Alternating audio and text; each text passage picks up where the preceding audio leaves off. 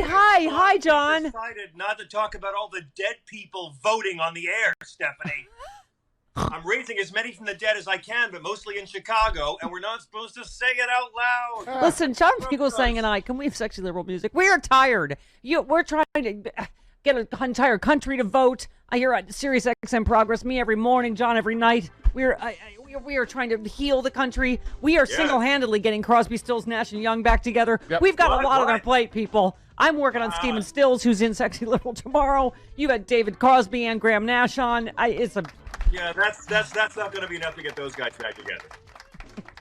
I asked Stephen that. I'm like, will the country ever heal and reunite? Will Crosby, Stills ever reunite? I thought if there's one man that could get those three guys to sing together again, it would be Trump, but even he couldn't do it. No. Stephanie, you have breakups that'll talk to you before those guys will do this again. I'm actually good friends with all of them. I don't know. It's a weird thing. Okay, listen. I'm so excited that Frank Conniff is going to be in Sexy Liberal, courtesy of John Fugelsang's fantastic, award-winning films of New York City. Which apparently is a ghost town, we heard last night, so there must not have been much to film. Oh, yeah. You know, Frank plays Trump. I saw a segment that I'm doing one of my bits is a silent movie. And it's a very Chaplin-esque homage, but I thought I've seen so many people do bad impressions of Trump, but no one's done Trump as a silent movie villain. And so I did a silent movie with some Scott Joplin music, and I hope y'all like it. In the course of my little video, I play so many different characters, Stephanie. I play Death.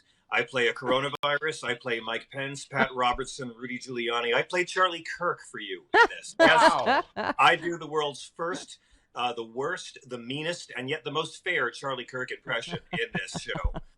You have ruined me. I just say it is amazing, even though we don't get to tour in person together.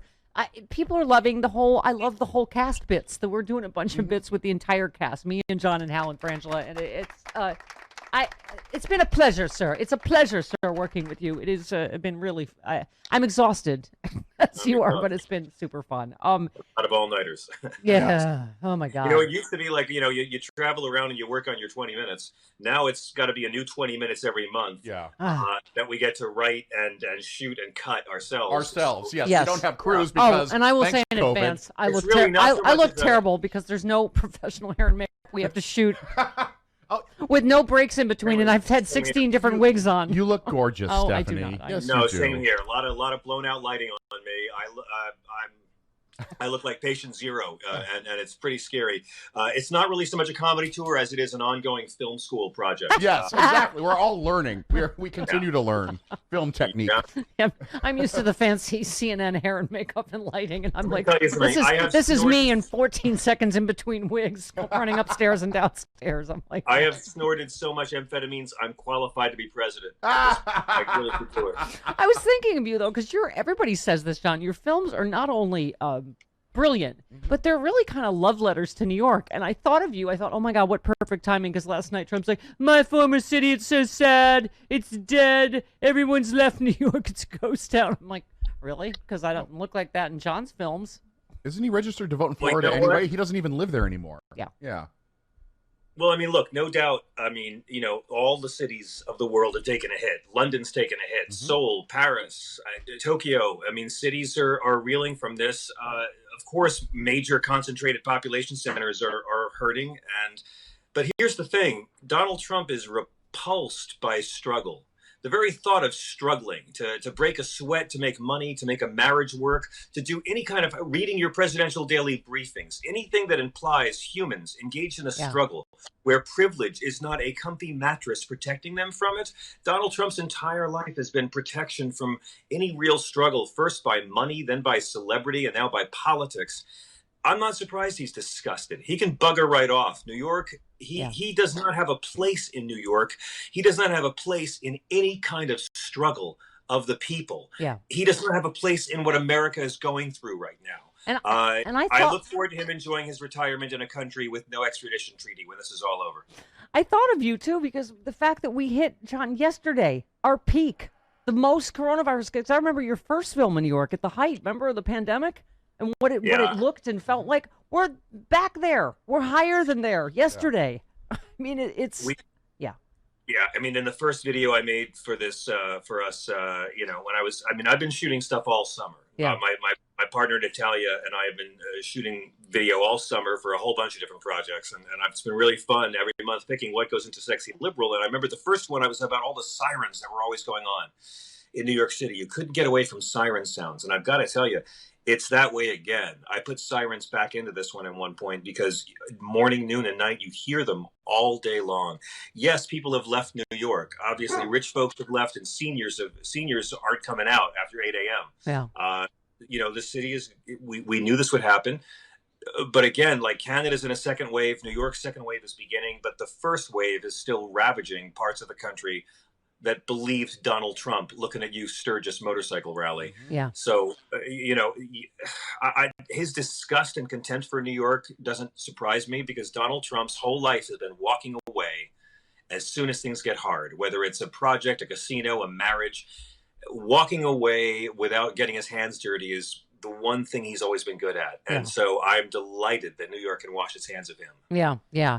John, what was your impression of last night? I just couldn't get through the solid wall of lies. Like, I'm like, okay, they shot him with the tranquilizer dart instead of the Adderall or something. But, it just, the bar is so low for him. And it was just low. One lie after another. You can't even process it all, right?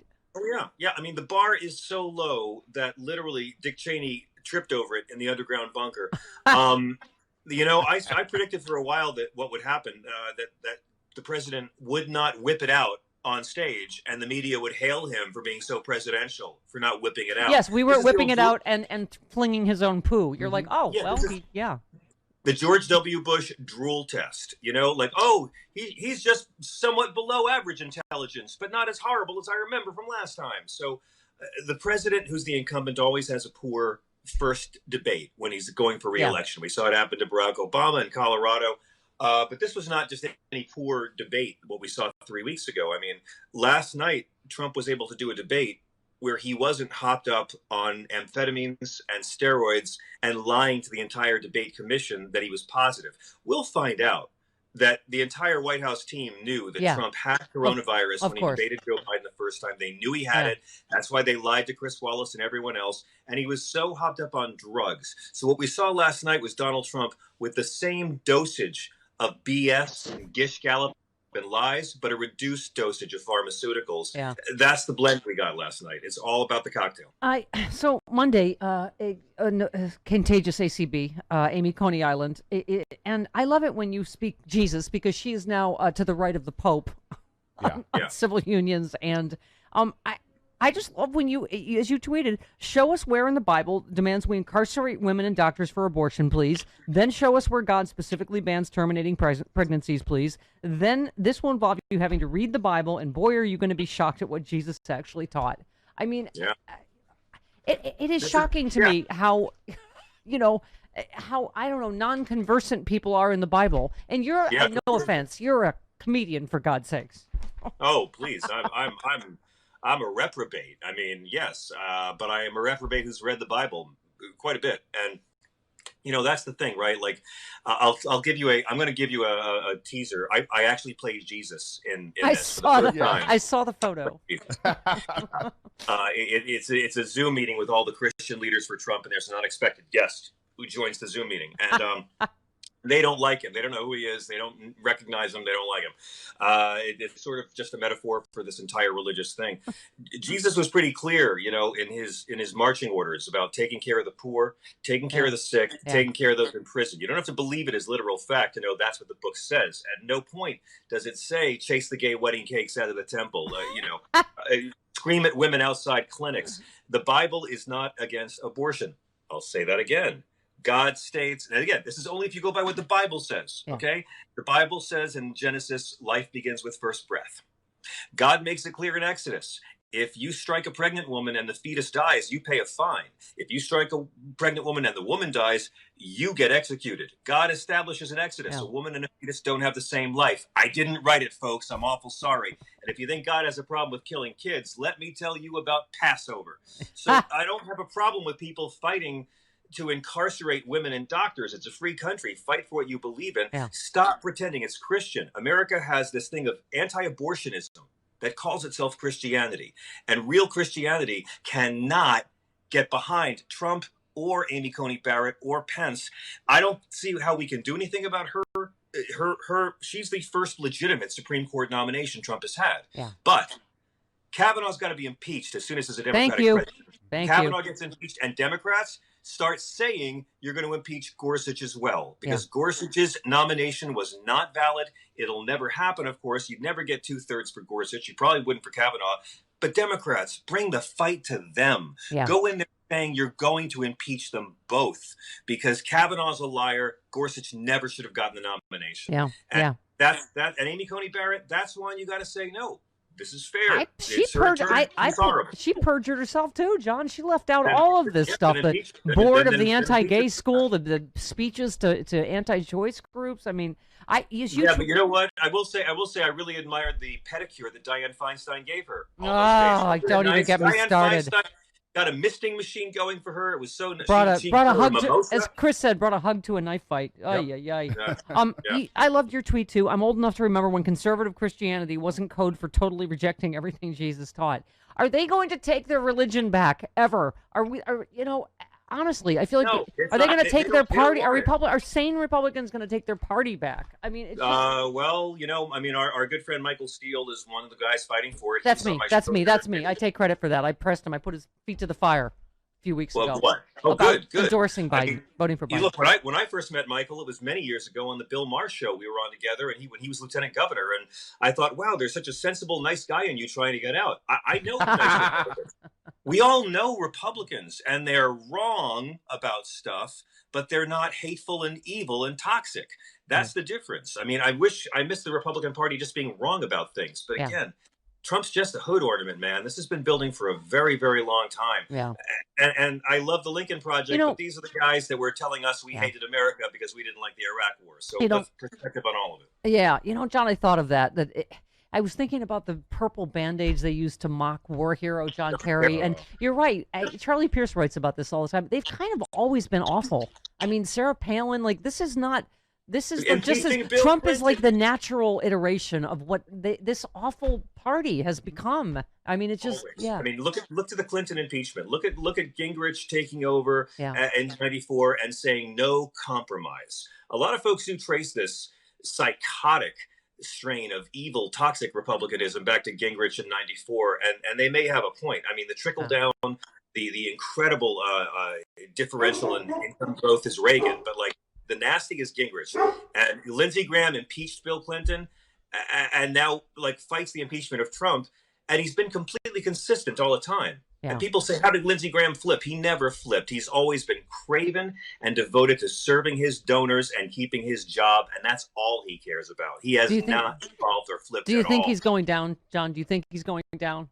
I'm not going to tell those kind of jokes. Do you think he's really against? We had a whole talk about how that's homoerotic. Do you think he's really against packing? Is he really against? Stop it!